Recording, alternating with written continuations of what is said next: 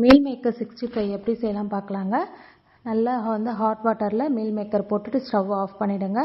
1/2 spoon salt சேர்த்துட்டு நல்லா ஊறட்டும் ஒரு 2 நிமிஷம்.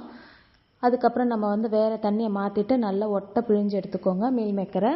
இப்போ மசாலா சேர்த்துக்கலாம். கார்ன்ஃப்ளவர் மாவு உங்களுக்கு தேவைக்கேற்ப சேர்த்துக்கோங்க.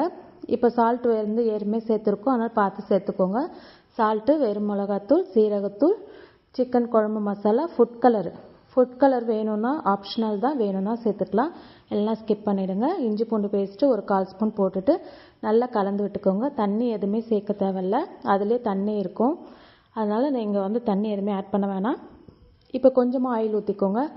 ஊற்றிட்டு நல்லா ஹை ஃப்ளேமில் வச்சுட்டு நம்ம மீல் மேக்கர் நல்லா கிறிஸ்பி ஆகிற வரைக்கும் நல்லா பொரித்து எடுத்துக்கோங்க. இது குழந்தைங்களுக்கு ஈவினிங் ஸ்நாக்ஸ் ஈஸியாக செஞ்சு கொடுத்துடலாம், ரொம்ப விரும்பி சாப்பிடுவாங்க. ட்ரை பண்ணி பாருங்கள். தேங்க்யூ. மேலும்